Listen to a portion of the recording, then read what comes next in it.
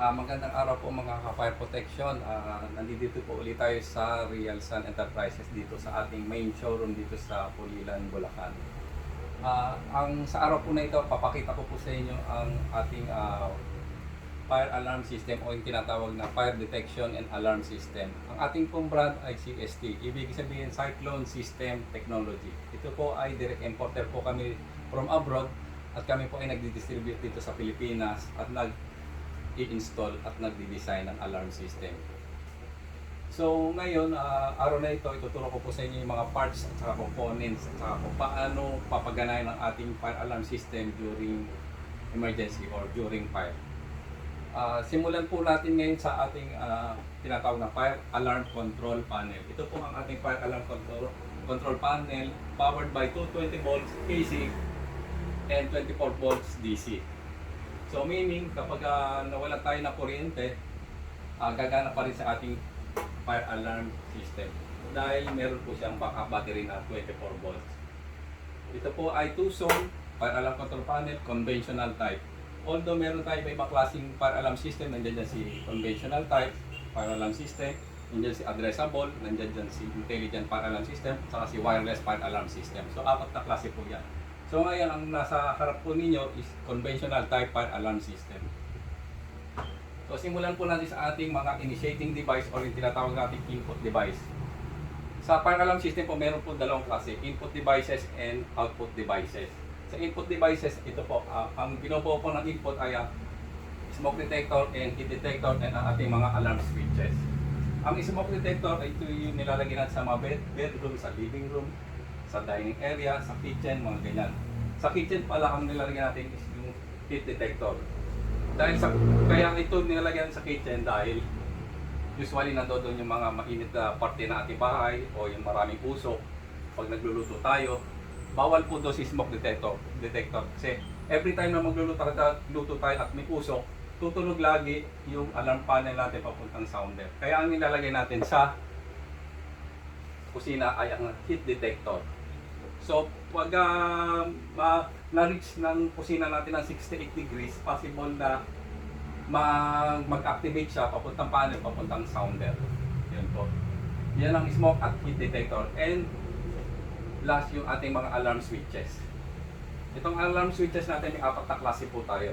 Ito yung usually natin nakikita sa ating mga building, sa mga lobby, sa mga mall. Yan, medyo maging aware po tayo dito sa mga alarm switches, bawal po itong pindutin dahil pwede yung mga tenant o mga tao sa isang building ay pwedeng maalarma at magsilabasan pag napindot natin ito at tumunog yung mga sounder nila. So yung 4 na sounder natin binubuo ng push button. Ang push button po ay pinupush po dito, then pwede i-reset po dito. Turo ko po sa inyo mamaya yan. Then ito po yung push button rin na resetable, pwede po siya i-reset dito, nare-reset rin po siya pag pinush. And then yung another one, yung brake glass na alarm switch natin. Once na pinarest mo ito, mababasag na yung salamin, so tutunog na rin yung ating alarm bell. Hindi po siya resetable. So ang advantage nung dalawa na to, nare-reset siya. At itong isang last natin na alarm switch, yung pull down na tinatawag. So once na pinul mo yan, tutunog na rin si mga alarm bell natin. So pag binalik mo, mawawala na yung mga tunog. So iyan ang bumubuo ng 4 na klase na fire alarm switch. Yan, kaya maging aware po tayo. Yan po ang alarm switch ng ating mga detector. So yan guys, ito na po ang ating mga detector. Ang tinatawag natin mga initiating device or input device. Bakit tinatawag ng initiating device? Kasi sila yung unang nag-i-initiate. Kung may usok, may init, may apoy, sila yung unang nag-i-initiate, kaya tinawag na initiating device. Ngayon, pag na-absorb na nila yan, pupunta sila sa panel. Pag napunta sa panel, meron tayong tinatawag na mga output devices o yung tinatawag natin yung mga sounder. So, ang sounder natin, binubuo ng 3 klase, yung alarm bell, yung horn strobe, saka yung mga motor siren natin. So, mamili kayo kung anong gusto niyo yung sounder. Kung ayaw nyo na medyo maingay, yung horn strobe pwede. Alarm bell, ayan. So alarm bell, nagbabibrate po ito, nagbe-bell siya. Yung horn strobe, may ilaw na, may siren pa, may strobe pa. Tapos yung siren natin, parang sirena. Yan ang bumubuo ng ating output devices. Ngayon, ano advantage ng bell nito dito sa horn strobe?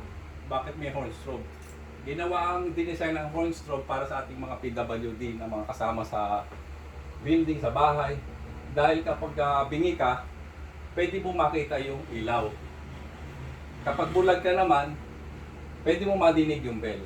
Yun ang explanation ng ating mga professional doon kung bakit may horn strobe. Yan po. Yan ang bumubuo ng alarm system o yung FDAS o yung Fire Detection and Alarm System. Ngayon, paano nga ba pagaganahin ang isang fire alarm system? O gumagana ba ito during emergency? Ngayon, subukan natin i-try itong board na to kung pag naka-encounter tayo ng apoy. So, unang-unang step, kung ikaw ang tao sa building at nakakita ka ng apoy o usok at hindi pa na-absorb ng ating mga initiating device at nakita mo na si fire alarm control panel na nasa lobby ka, ikaw mo lang sa sarili mo, pwede mo nang i-alarm na lang ng tao using to press the evacuate here.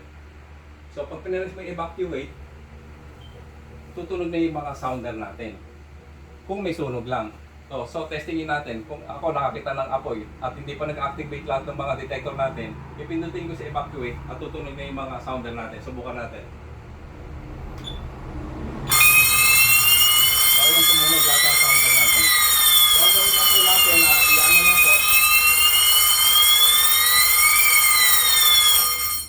So yun po, pinindot po natin yung evacuate at nalaman natin nag-activate yung mga sounder. Para ma-alarma yung mga tao sa building at yung pangalawang pamamaraan para malaman natin kung gagana uli alarm system natin. Kung ako naman, ako rin, kung tenant ako naman, nakita kong may apoy uli at may usok at si fire alarm control panel hindi ko makita kung saan nakalagay, kung sa lobby o sa guardhouse. Kapag nakakita tayo sa building na to, yan, kapag may apoy lang at may usok saka natin pindutin ito. Pag pinindot natin nito, tutunog pa rin si sounder. Pag pinindot natin alarm switch, papuntang panel, si panel ibabato kay sounder. So, try natin pindutin ito. Press.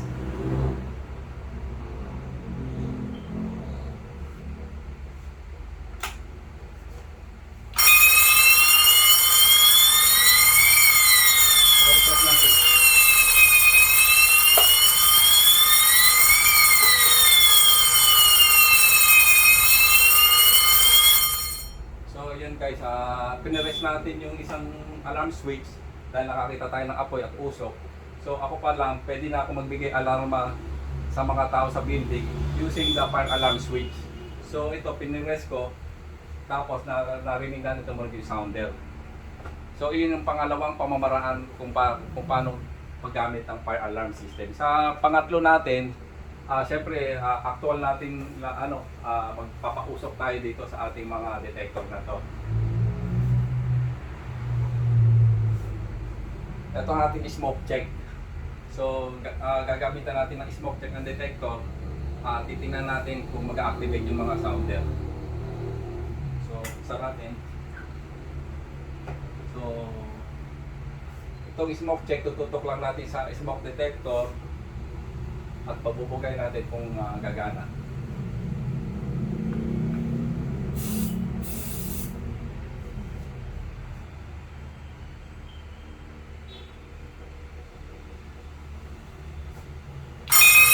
So ayun, yung mga naka-absorb na nag-light siya.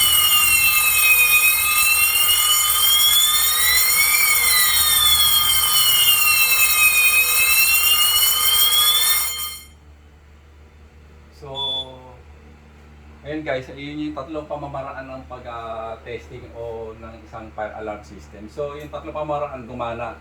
Yung nakakita tayo, ginamit natin itong fire alarm control panel using the press button of evacuate. And then yung pinarest natin yung fire alarm switch.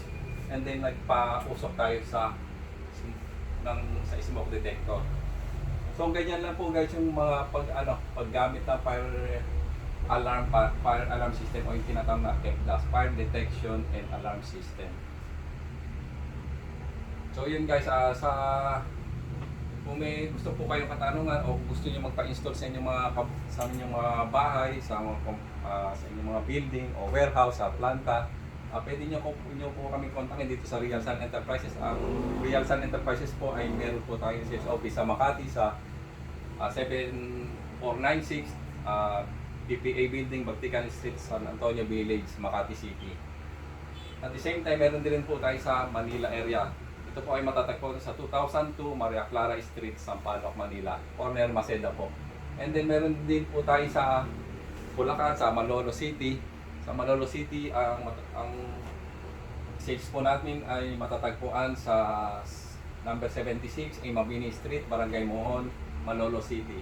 Ang amin pong main showroom at saka main office ay matatagpuan dito sa Pulilan, Bulacan. Ang address po namin sa Pulilan, Bulacan is 333 Real Sun Building, Old National Highway, Barangay Santo Cristo, Pulilan, Bulacan. Ang aming warehouse po at ang aming planta ay matatagpuan din po sa aming harap ng building dito rin po sa Santo Cristo, Pulilan, Bulacan. Ngayon po, kung gusto nyo magpakabit ng isang fire alarm system o magpa-demo o magpaturo, pwede po kayong pumunta dito sa amin showroom para ma-discuss namin sa inyo at ma-demonstrate kung paano gumagana ang isang fire alarm system. So kami po ay direct importer from abroad, nakakasigurado po kayo mas mura kami compare sa iba. Yun lang po, next video, may ituturo po ako sa inyo sa ibang item namin sa fire protection. Kaya see you on my next video. Sana may natutunan kayong araw na ito sa isang diniscuss natin sa fire alarm system. Salamat po.